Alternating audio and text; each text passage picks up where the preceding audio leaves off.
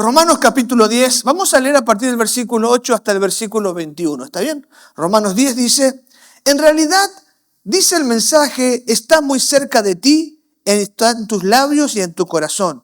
Y ese mensaje es el mismo mensaje que nosotros predicamos acerca de la fe. Si confiesas con tu boca que Jesús es el Señor y crees en tu corazón que Dios lo levantó de los muertos, serás salvo.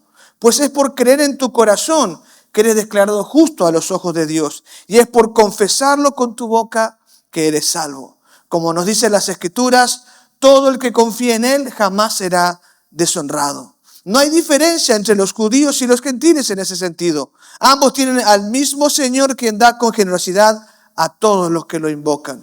Pues todo el que invoque el nombre del Señor será salvo. Pero ¿cómo pueden ellos invocarlo para que se salven si no creen en Él? ¿Y cómo pueden creer en Él si nunca han oído de Él? ¿Y cómo pueden oír a menos que alguien se lo diga? ¿Cómo pueden oír de Él a menos que alguien se lo diga? ¿Y cómo irá alguien a contarles sin ser enviados? Por eso las Escrituras dicen, qué hermosos son los pies de los mensajeros que traen las buenas noticias. Sin embargo, no todos aceptan la buena noticia, porque el profeta Isaías dijo, Señor, ¿quién ha creído nuestro mensaje? Así que la fe viene por oír, es decir, por oír la buena noticia acerca de Cristo. Pero pregunto, ¿de verdad el pueblo de Israel oyó el mensaje? Claro que sí. El mensaje se ha difundido por toda la tierra y sus palabras por todo el mundo. Y vuelvo a preguntar, ¿entendió realmente el pueblo de Israel? Por supuesto que sí, pues incluso en el tiempo de Moisés, Dios dijo, despertaré sus celos con un pueblo que ni siquiera es una nación. Provocaré su enojo por medio de los gentiles insensatos. Luego Isaías habló audazmente de parte de Dios y dijo, me encontraron personas que no me buscaban, me mostré a los que no preguntaban por mí. Pero con respecto a Israel, Dios dijo, todo el día les abrí mis brazos, pero ellos fueron desobedientes y rebeldes. Acostumbramos en las reuniones, en los coloquios, cuando hablamos con la gente, cuando nos gusta bromear, siempre dividimos las personas en dos grupos, en las dicotomías, ¿verdad? Discutiblemente están los de Cerro y Olimpia, ¿verdad? Están los colorados y los liberales. Están los hombres y las mujeres, los buenos y los malos. Siempre estamos acostumbrándonos a dividirnos. Es una tendencia de dividirnos en diferentes grupos y uno considerarse mejor que el otro y tratar de menospreciar o burlarse o divertirse a consecuencia del otro, ¿verdad? Si estaba Jessica acá, me iba a ser así Jessica hoy, ¿verdad? Porque es la costumbre, ¿verdad? Tentar al otro, ¿verdad? Dice, no tenés estadio, yo tengo 3, dice el famoso. Siempre están discutiéndose los buenos y los malos, los unos y los otros. Si esto lo aplicamos a Romanos capítulo 10, la dicotomía que los lectores de la carta tienen, y a la cual Pablo se refiere, es la dicotomía entre judíos y gentiles. De esto habla el texto, de los judíos y gentiles respecto al mensaje de salvación. De hecho, que el apóstol Pablo escribe la carta a los romanos, anote porque es la primera pregunta del grupo pequeño de esta semana, escribe la carta a los romanos para explicar el mensaje de salvación y también para conseguir apoyo de parte de los romanos para permitirle ir a predicar el mensaje de salvación a España. Pablo estaba diciendo, se acabó mi tarea aquí, tengo que irme a España, así que quiero recibir algún apoyo de ustedes para que yo pueda predicar la buena noticia allí en España. Entonces la carta está presentada para explicar el plan de salvación del ser humano, pero también para conseguir apoyo para ir a España a hacer misiones. En este contexto hay una pregunta, pero entonces ahora que los gentiles nos salvamos, ¿los judíos dejan de ser el pueblo de Dios? Y ahora que los gentiles nos salvamos, ¿los judíos están bajo condenación? Está esa dicotomía. Dios siempre tuvo por preferencia al pueblo de Israel, a los judíos, pero ahora los gentiles han ingresado, como dice en el libro de Romanos, son injertados en el olivo de Dios, son puestos como pueblo de Dios. ¿Qué pasa con el otro pueblo ahora que este pueblo, los gentiles, se transforman en el pueblo de Dios? Y Pablo corrige esta dicotomía entre judíos y gentiles, diciendo solo hay dos clases de hombres en este mundo. los condenados y los salvados. Ya no es la dicotomía entre judíos y gentiles, los que son de Dios y los que no son de Dios. Ahora son los condenados y los salvados. El mundo está dividido en esta dicotomía, en realidad. Más allá de todas las dicotomías que inventamos, la dicotomía real es, están los condenados y están los salvados. En la perspectiva de Dios, esta es la división en la humanidad. Ya no por nacionalidad, ya no por raza, ya no por lengua, sino por salvados o condenados. Los condenados, la posición o el lugar de condenados es natural a nuestra condición como seres humanos. Romanos 3:23 dice, por cuanto todos pecaron, están todos destituidos de la gloria de Dios. Todos estamos condenados de manera natural. Nacemos con una naturaleza pecaminosa y en el momento en la vida que decidimos hacer lo malo, la condenación se confirma sobre nuestra vida. No nacemos condenados, sino que nuestra decisión por el pecado nos mantiene en condenación. Venimos con una naturaleza pecaminosa que nos predispone a ser de los condenados y cuando empezamos a tomar decisiones a conciencia en nuestra vida, la condenación se confirma. Entonces todos estuvimos en algún momento en la condición de condenados, todos. Sí, Romanos 3:23 dice, todos están destituidos porque todos han pecado. Dice más Romanos 3, no hay ninguno bueno, no hay quien haga lo bueno. Son todos malos. Veneno de serpientes está ahí en su lengua. Son como tumbas blanqueadas, ¿verdad? Lindo por fuera, podridos por dentro. Sepulcro, ¿verdad? Sepulcro abierto es su garganta, dice el libro de Romanos. La maldad del ser humano. Entonces el hombre de condición natural es condenado.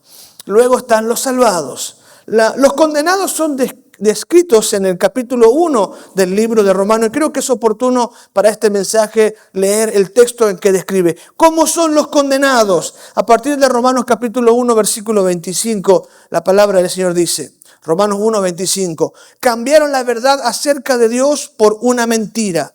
Y así rindieron culto y sirvieron a las cosas que Dios creó, pero no al Creador mismo, quien es digno de eterna alabanza. El condenado empieza su camino, su peregrinar de condenación a la condenación eterna, al fuego del infierno, a partir de no adorar a Dios, sino adorar a las criaturas. ¿Sí? Hay personas que aún tienen en su billetera una pluma de cahuireí para que le traiga suerte. ¿Verdad?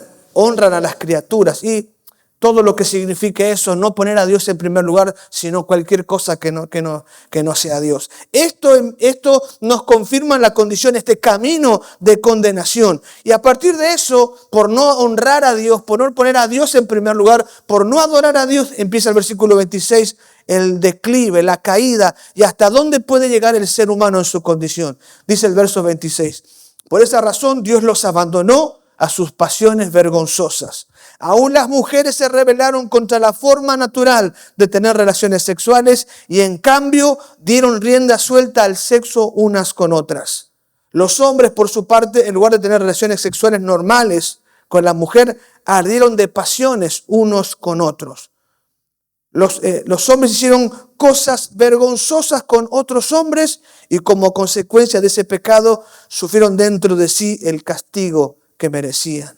Versículo 28. Por pensar que era una tontería reconocer a Dios, Él los abandonó a sus tontos razonamientos y dejó que hicieran cosas que jamás deberían hacerse. Por no poner a Dios en primer lugar, el condenado está abandonado a su suerte, a sus tontos razonamientos. Versículo 29. ¿Cuáles son estos? Se llenaron de toda clase de perversiones, pecados, avaricia, odio, envidia, homicidios, peleas, engaños, conductas maliciosas y chismes. Son traidores, insolentes, arrogantes, fanfarrones y gente que odia a Dios. Inventan nuevas formas de pecar y desobedecen a sus padres. No quieren entrar en razón, no cumplen lo que prometen, son crueles y no tienen compasión. Saben bien que la justicia de Dios exige que los que hacen esas cosas merecen morir, pero ellos no, igual las hacen. Peor aún, incitan a otros a que también las hagan. La condición del hombre natural llega a tal depravación que no solo practica el pecado, sino que busca que otro participe en su pecado. Y esto es muy normal, ¿verdad? Esa gente que te envía pornografía en el teléfono, esos compañeros que dicen, dale, ¿para qué tanto? No seas legalista, no seas exagerado, vení, te invitan. No solo quieren destruirse a sí mismos, sino que buscan compañeros de destrucción, buscan con quién compartir el pecado y motivan que otros practiquen el pecado. Esto es el grupo de los condenados, la condición de los condenados. El otro grupo, que son los salvados, son aquellos condenados que reciben el regalo de Dios de la vida eterna. Romanos 6:23 dice, el pago del pecado es muerte, pero el regalo de Dios es vida eterna en Cristo Jesús. Quiere decir que uno cambia de condición no porque es bueno intrínsecamente. No se trata de que yo soy generoso y bondadoso y diga, ay, qué feo el pecado. No, que acepto el regalo de Dios, decido recibir el regalo de Dios y Dios hace el cambio en mi vida. Entonces no es por mi bondad que dejo de ser condenado, sino porque Dios ofrece un regalo, ofrece la salvación a todos aquellos que en Él creen. Ahora bien, ¿cuál tiene que ser el pensamiento del salvado, aquel que ha pasado de condenación a vida, de muerte a vida? ¿Cuál es el pensamiento que tiene que estar? Y esto es lo que Pablo intenta poner en el corazón de los romanos. Y por eso llega al capítulo 10. Este es el mensaje de fe que predicamos, que si confiesas con tu boca que Jesús es el Señor y crees en tu corazón que Dios le levantó de los muertos, serás salvo. El pensamiento, el corazón, la motivación del salvado es quitar a los condenados de aquella condición. No es normal que un salvado esté insensible, no se preocupe, no esté quebrantado porque los condenados van rumbo a su condenación eterna, sino que el salvado debe tener presente el desafío de cambiar el destino de los condenados. Esto es lo que dice Pablo, ay de mí si no anuncio el evangelio, me es impuesta necesidad. Su experiencia de transformación lo llevaba a él a quebrantarse para que todos tuvieran la misma experiencia de transformación, para que todos fuesen quitados de la condición de condenados y traídos al reino de la luz, al reino de la salvación. Y nosotros tenemos que actuar de la misma manera. Este es el desafío de este mensaje. Ponernos en el lugar que nos corresponde. Como salvados tenemos que ir a sacar a los condenados de aquella condición. Y cuando hablo de condenados, hablo de tu familia cercana. Hace mucho que no compartes el mensaje con ellos. Tu familia cercana, tus vecinos, tus compañeros. A nuestro alrededor hay una multitud que va destino a su condenación eterna. Y no podemos estar pasivos ante ese dolor futuro, ante ese sufrimiento eterno para cada uno de ellos. Es nuestra responsabilidad levantarnos e ir para cambiar el destino de los condenados. Y aquellos que así lo deseen hacer tienen que tener presente algunas premisas para desafiarnos a cambiar el destino de los condenados. Y estas premisas quiero compartir con ustedes en esta hora. La primera premisa, si vamos a desafiarnos a cambiar el destino de los condenados, es Dios está dándose a conocer a los condenados. En el capítulo 10 y versículo 20. Luego Isaías habló audazmente de parte de Dios y dijo, me encontraron personas que no me buscaban. Me mostré a los que no preguntaban por mí. Dios está dándose a conocer a los condenados. Lo que tenemos que pensar, lo que tenemos que entender cuando nos desafiamos a cambiar al condenado de su condición para traer la condición de salvado, es que Dios está trabajando primero con ellos. Dios va adelante de nosotros. Dios va delante de vos cuando vas a la casa de tu mamá, a la casa de tu papá, de tus hermanos, de tus primos. Cuando vos vas a ellos para el mensaje de salvación, Dios ya estuvo en aquel lugar. Esto es lo que la palabra de Dios nos enseña. Dice, luego Isaías habló audazmente de parte de Dios y dijo, me encontraron personas que no me buscaban. Esto es impresionante. Porque a veces sentimos un silencio de parte de Dios. Muchos sentimos que como que Dios no responde a nuestra oración, como que Dios está ausente. Sin embargo, Dios está revelándose, presentándose a los que no lo buscan. Me encontraron personas que no me buscaban, me mostré a los que no preguntaban por mí. Jesús dijo, luego de hacer aquel milagro de alimentación de los 4,000, y cuando la gente vino junto a él y decían, le empezaban a preguntar cosas, Jesús le dice, ustedes me buscan porque les di de comer. Pero tienen que trabajar por la comida que no perece, sino que a vida eterna permanece. Es decir, no me busquen por una comida que los mantiene condenados, busquen por la comida de eternidad, busquen por la vida eterna. Ellos no entendieron lo que dijo, se enojaron y se fueron. Y Jesús dijo, nadie viene a mí si el Padre no lo envía. Nadie viene a mí si el Padre no lo envía. Eso quiere decir, cualquier persona que responda al mensaje de salvación, primero ha sido tratado por el Padre. El Padre lo ha visitado. El Padre se ha presentado su vida. El Padre se ha revelado a ellos. El Padre se ha dado a conocer aún antes de que nosotros lleguemos con el mensaje de salvación. En el libro de San Juan, Jesús dice, cuando venga el Espíritu Santo, Él va a convencer de pecado, justicia y juicio. Usted llega a hablar con una persona y esta persona entiende lo que usted dice, se arrepiente del pecado, no por lo bonito de sus palabras, sino porque el Espíritu Santo ya estuvo quebrantando su corazón para escuchar el mensaje. El apóstol San Pablo es un ejemplo muy claro de esto. Hombre malvado como pocos, aunque religioso, estaba persuadido, estaba convencido de que él estaba haciendo lo correcto cuando encarcelaba y mataba a los cristianos. Estaba persuadido que hacía lo bueno, lo justo, lo que era bueno delante de Dios. Y en este propósito va a Damasco para encarcelar a los cristianos, encadenarlos y traerlos encadenados a Jerusalén para someterlos a juicio por rechazar la religión judía. Él va en ese propósito y cuenta Pablo que cuando está llegando a Damasco lo rodea un resplandor de luz del cielo. Él cae al suelo y le dice, mira aquella luz y le dice, de la luz dice, Pablo, Saulo, Saulo, ¿por qué me persigues? Dura cosa te dar cosas contra el. Te estás golpeando contra una espina, estás golpeando tu cabeza contra un clavo, eso duele mucho. Y entonces pregunta Saulo, ¿quién eres, Señor? Y el Señor le dice, vete a Damasco, allí se te dirá lo que tengas que hacer. Es decir, Dios se le apareció a Pablo en el camino. Se le apareció. Era el más malvado de todos.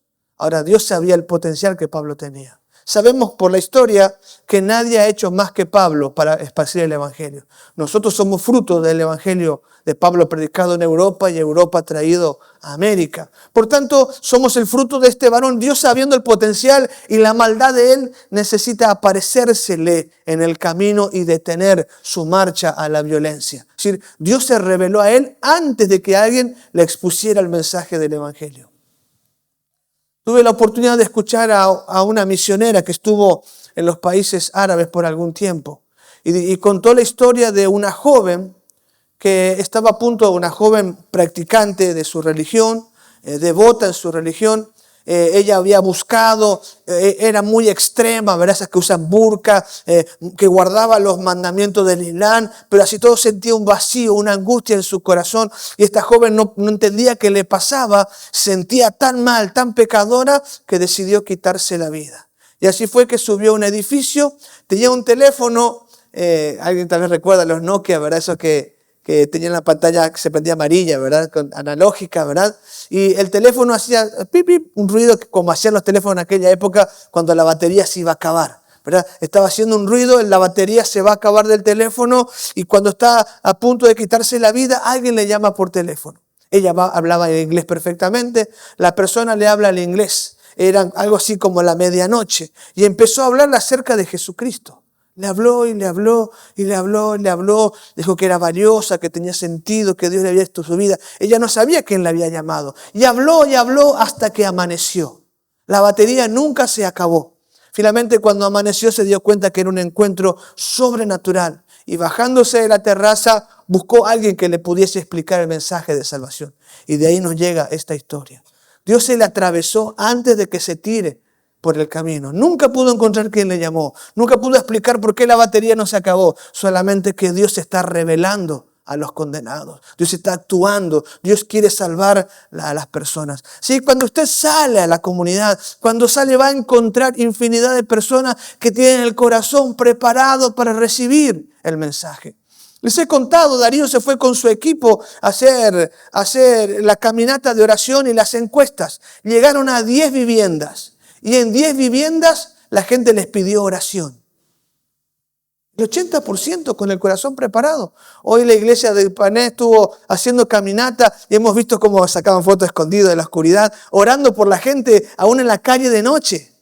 La gente tiene el corazón preparado porque Dios está caminando en las comunidades. Dios se ha sentado a la mesa de tu familia. Dios está quebrantando sus corazones. Y las circunstancias por las que ellos están pasando son el trato de Dios. Dios manifestándose. Ese endogay, esa angustia, esa crisis, eso que está pasando en tu familia, en tus vecinos, es Dios revelándose, dándose a conocer para que encuentren salvación. Y tienes que salir confiado. Esto es una realidad. Cuando usted vaya, la gente ya estará esperándole. Como le pasó a Cornelio, que un ángel le dijo el nombre de la persona que tenía que esperar. Así sucederá, ¿verdad? Te estaba esperando, te soñé, algo sentí, algo tenía. ¿Quién te contó? Porque Dios está revelando a las personas de su entorno. Así que tenemos que animarnos a caminar. Tenemos que animarnos a contactar, volver a llamar a aquel amigo con el cual no hablamos más. Están en condenación, son terribles, pero Dios les ama profundamente y los conoce por nombre y Dios quiere salvarlos. Y están ahí esperando que alguien llegue con el mensaje de salvación. La segunda premisa que tenemos que comprender cuando nos desafiamos a cambiar el destino de los condenados es que los condenados no podrán creer en Jesús si el mensaje no llega a ellos. Es muy interesante que esto lo diga Saulo, ¿verdad? A quien Jesús se le apareció en el camino. En Romanos capítulo 10 y versículo 14 dice, pero ¿cómo pueden ellos invocarlo para que los salve si no creen en él? ¿Y cómo pueden creer en él si nunca han oído de él? ¿Y cómo pueden oír de él a menos que alguien se lo diga? Lo que dice el apóstol San Pablo es que por más que Dios se le revele en el camino, por más que Dios se le aparezca un ángel, alguien tiene que ir a explicar el mensaje de salvación. Los condenados no podrán creer en Jesús hasta que no les hablen claramente acerca de su condición y la oportunidad de salvación. Como dije, Saulo es un ejemplo. Cristo se le apareció en el camino, ¿está bien? Apareció en el camino de Saulo. Le dijo, te está dando la cabeza contra un clavo. Anda a Damasco y se te dirá lo que debe hacer. Este hombre cayó en una crisis existencial tremenda. Se había equivocado en todo. Todo lo había hecho mal. Toda su vida creyendo servir a Dios y en realidad era un enemigo de Dios. Imagínense qué crisis más profunda. Entonces se pone a orar y a ayunar. Hasta que un hermano en Damasco está allí por su casa. Dios le dice a Ananías, sí Señor, vete por la calle derecha a la casa de uno llamado Justo. Ahí hay un hombre llamado Saulo. Él está orando y ha visto en visión que aparece Ananías y le ora, es sanado, etcétera, etcétera. Y Ananías dice, pero Señor, ese hombre es terrible. Es una mala persona.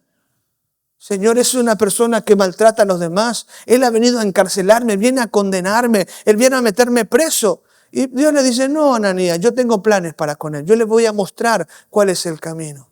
Así que Ananías obedece y va junto a la casa de Saulo y le dice, hermano Saulo, el Señor Jesús que se te apareció en el camino me ha enviado para que recibas la vista y seas lleno del Espíritu Santo. Y al instante cayeron de sus ojos como escamas, dice, y habiéndose levantado, se bautizó y enseguida predicaba a Cristo.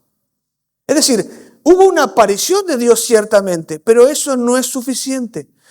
Usted va a encontrar infinidad de personas con experiencias espirituales que si nosotros no les explicamos el camino de salvación, van a hacer hasta altares de cosas que no conocen.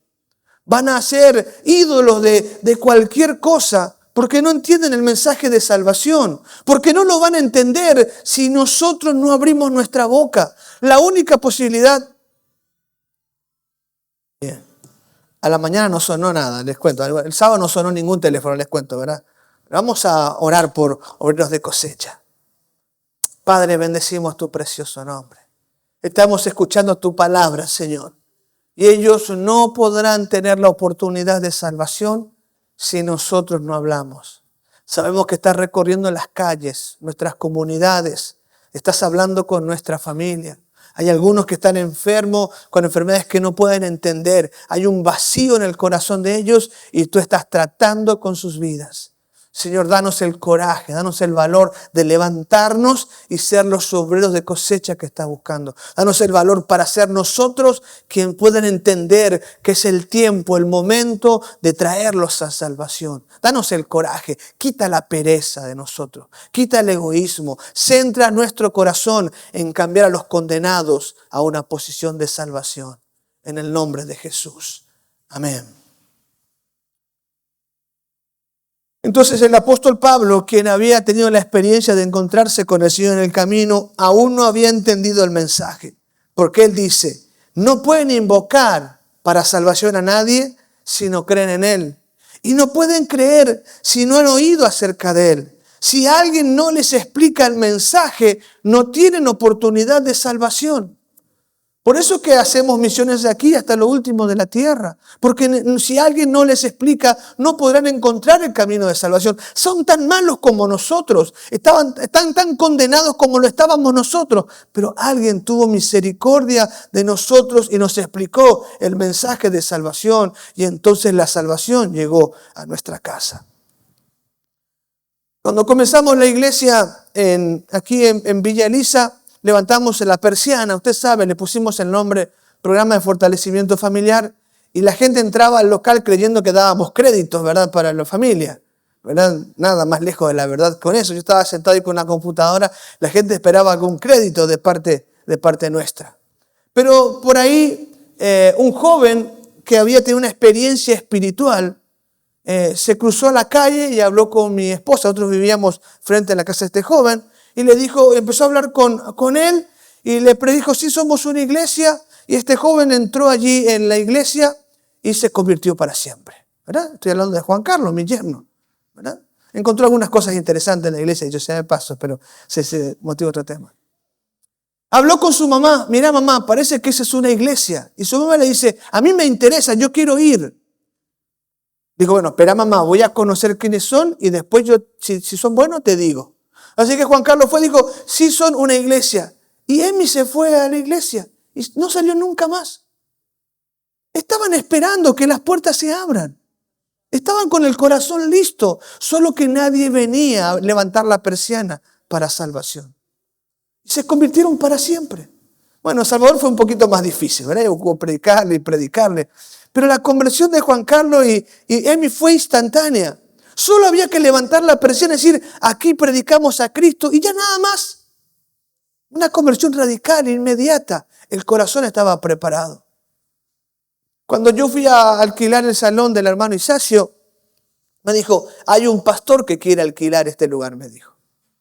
¿Verdad? Si él no lo toma, te lo entrego. Bueno, yo estaba orando en contra de otro pastor, no queda tan bien, ¿verdad? Pero si yo no venía, lo hacía otro. Porque Dios sabía que Juan Carlos y Emi estaban preparados para salvación. Solo faltaba quien obedeciese y hablase. El otro pastor dijo, no podemos, la economía nos retiraron. Pero Dios tenía el plan B, que éramos nosotros. Así que fuimos, pagamos la mitad del alquiler, porque lo teníamos para todo, levantamos las persianas, se salvó Juan Carlos y se salvó Emi. Así, ¿verdad? Y poco faltó para que Germán y luego Hilda y los demás se fuesen sumando al camino del Señor. Porque estaba el corazón preparado. Dios estaba tratando con ellos. Solo faltaba quien les explique, quien les hable para que puedan llegar a creer. Infinidad de personas a nuestro alrededor. Nuestra familia están esperando nuestra explicación. No van a salir de la condición de condenado si no hablamos. Así que yo quiero desafiarte. Yo quiero animarte a que le pidas a Dios un nombre. Como nos dio Juan Carlos y Emi a nosotros, o como nos dio la comunidad Conavi 2 en Barrio Picada, como Dios puso ese quebranto por esta comunidad, que Dios pueda poner un nombre, un barrio, una ciudad, un individuo. Porque Dios está trabajando y está mirando a quién puedo mover en Barrio Bocayatí. Hay tanta gente que me está esperando. ¿A quién puedo enviar a Gloria María? ¿A quién puedo enviar a Villa Bonita? ¿A quién puedo enviar a la familia de los Gómez? Dios está mirando. Pero nos toca a nosotros quitarlo de la condición de condenados, explicándole el mensaje de salvación. Hemos sido muy lentos en esto, hermanos. Se están perdiendo, no tienen esperanza. Nos toca ir nosotros, golpear su puerta para que sencillamente entren, ¿verdad?, al reino de los cielos. ¿Cuántos me dicen amén? Pide un nombre al Señor en esta noche. Finalmente, la tercera premisa que nosotros tenemos que entender si nos desafiamos a cambiar la condición de los condenados es que el anuncio del Evangelio resultará en salvación de los condenados. El versículo 13 dice, pues todo aquel que invoque el nombre del Señor será salvo. Todo el que invoque el nombre del Señor será salvo. Esta palabra invocar es la palabra epikaleo en el idioma griego y se usa específicamente y primordialmente para la apelación al César. Es decir, cuando un ciudadano romano era condenado en algún tribunal, como por ejemplo Pablo quería ser condenado en Cesarea por predicar a Cristo, cualquier romano tenía el derecho, después del juicio, de apelar al César, de epikaleo, decir yo quiero que el César me juzgue. Y así fue, si era el ciudadano romano en cualquier parte del imperio, no se ejecutaba la sentencia hasta que él no podía presentarse delante del emperador para hacerlo. Fíjese qué hermosa analogía que nos regala el Señor. Todos están condenados. La condenación ya está sobre ellos. El apóstol San Juan lo explica de esta manera. Dice, el que no cree ya ha sido condenado. Porque ha rechazado al unigénito de Dios. No es que van a ser condenados, ya están condenados. Pero tienen una oportunidad de invocar al Señor, de presentarse delante de Él para ser absueltos de la condena. Esta es la verdad que nos presenta la Escritura. La humanidad ya está condenada, están rumbo al infierno, hay condenación. Estarán para siempre apartados de Dios en soledad, en oscuridad. No es que van a estar entretenidos en el infierno, olvídese, hablamos de una soledad eterna. Ya están en esa condición, pero tienen la oportunidad de apelar al Señor, de apelar al Cristo para que Él los perdone. Y usted sabe lo que Cristo dice, el que a mí viene, no le echo fuera. Porque por esto Dios envió a su Hijo al mundo, para salvar al mundo, no para condenarlo. Dios no envió a su Hijo al mundo para condenarlo, sino para salvarlo. Y dice el apóstol Pablo, Dios no está viniendo todavía, aún no termina el tiempo, porque Dios está esperando a que todos procedan al arrepentimiento, que ninguno se pierda, sino que todos procedan al arrepentimiento. La condenación ya está, lo que Dios está esperando es que la gente lo invoque a Él para ser perdonado de sus pecados, para cambiar de la condición, para encontrarse con Él, para experimentar la salvación. Es lo que está esperando Dios. Que todo condenado se acerque a Él para ser perdonado, para que en su gracia y misericordia pase por alto sus pecados. Así que, ¿qué sucederá cuando usted salga a la comunidad, cuando vaya a su familia? Lo que va a suceder es que ellos van a invocar al Señor. Y cuando invoquen al Señor, su vida será transformada. Hombres terribles como Saulo de Tarso para encontrar salvación. Fíjese que cuando Pablo invoca al César, pasan 2 años para que él llegue a Roma. Mire cómo se detuvo. Al invocar al César, pasan 2 años hasta que él llega a Roma para encontrarse. Y se queda en Roma por 2 años esperando que el César lo atienda. Y finalmente fue liberado de su condena en esa oportunidad. Entonces, el hombre que estaba condenado retuvo su condena, detuvo el tiempo de ser condenado por la invocación al César. Y todo aquel que hoy invoca al Señor encontrará salvación, porque Él no hace acepción de personas, sean judíos o griegos, gentiles o paganos. Dios no hace acepción de personas. Todo aquel que lo invoque será salvo, porque dice, el que invoca al Señor jamás será defraudado. ¿Qué va a pasar con los tuyos? ¿Qué va a pasar con tu familia? ¿Qué va a pasar con tu comunidad? Vas a acercarle el mensaje de salvación. Ellos van a invocar al Dios de los cielos y el Dios de los cielos los va a perdonar, los va a librar, les va a dar una vida nueva, los va a restaurar y los va a transformar a ellos en restauradores para el reino de Dios, reconciliadores para que vayan a otros más para traerlos a salvación. Eso es lo que va a pasar. No va a pasar otra cosa. Ellos van a invocar al Señor y van a ser librados de su condenación. Puedes ver a tu familiar envuelto en el alcohol o en las drogas, transformado por el poder de Jesucristo. ¿Te lo puedes imaginar? Este hombre que te hizo daño, que te maltrató o abusó, cambiado en una nueva persona, librado de la condenación. Eso está en nosotros. Si nosotros salimos y hablamos el mensaje de salvación, ellos tendrán la oportunidad de salir de la condenación y disfrutar de la vida eterna. No está en nosotros por nuestra bondad, sino que el Señor no quiere que ninguno se pierda, sino que todos procedan al arrepentimiento.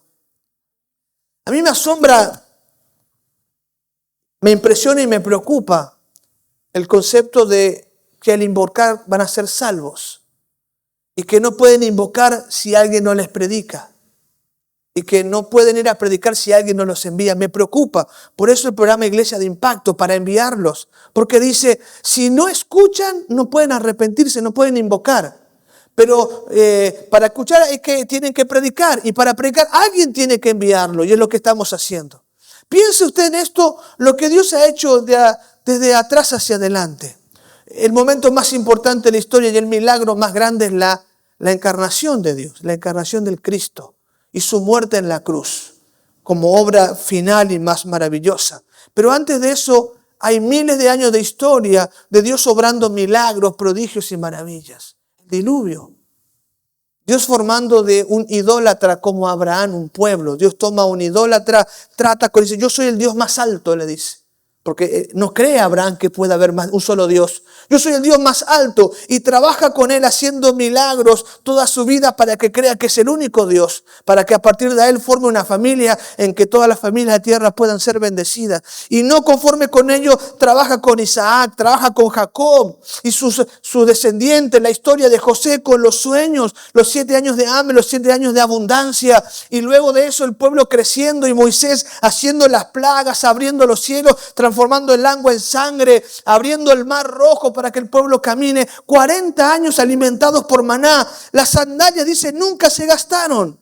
A los niños la sandalia le crecía con el pie, porque no había forma de hacer sandalia. Imagínense, uno va creciendo de calza y la sandalia se va agrandando. Dios haciendo maravillas y luego Josué entrando en la tierra prometida, el Jordán en seco, los muros caen con un grito y luego las piedras y las avispas y todos los milagros que hizo con David, la gloria que Dios derramó.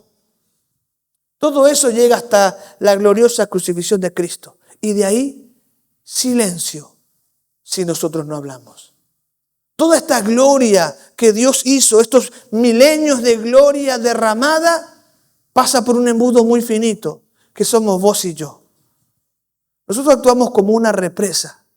Si nosotros callamos, contenemos la gloria de Dios y al otro no le sirve para nada. A tu vecino no le sirve la muerte de Cristo si vos no le explicás lo que significa para él. Entonces, todo lo que Dios ha hecho, Pablo lo dice, tenemos este tesoro en vasos de barro, frágiles. Que hoy me levanté mal, que hoy estoy enojado, que me peleé con mi hermano, que me peleé con mi esposa, no quiero hablar con nadie. Entonces, Dios con toda su gloria esperando que algún día nos decidamos a hablar para que al otro le sirva la muerte de Cristo. Porque si usted no habla, para ellos no sirve, no tiene valor. Hay miles de millones de personas en el mundo que ni saben acerca de Cristo. Entonces toda la gloria de Dios no tiene valor para ellos. Todas estas maravillas que Dios ha hecho no sirven porque no saben. Y como no saben, no pueden invocar a aquel que puede salvarlos. Pero en tu misma familia hay gente que no ha entendido. Vio que cambiaste de religión, que ahora no querés más tomar con ellos y que ahora no te querés reunir con ellos. Es todo lo que saben.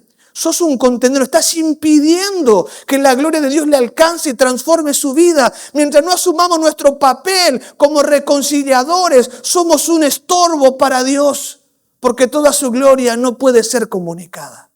Y esto no debe ser así. Tenemos que participar con Dios. Tenemos que permitir que la gloria de Dios se derrame y que toda esa gloria histórica se manifieste en la transformación de individuos hoy, en este tiempo.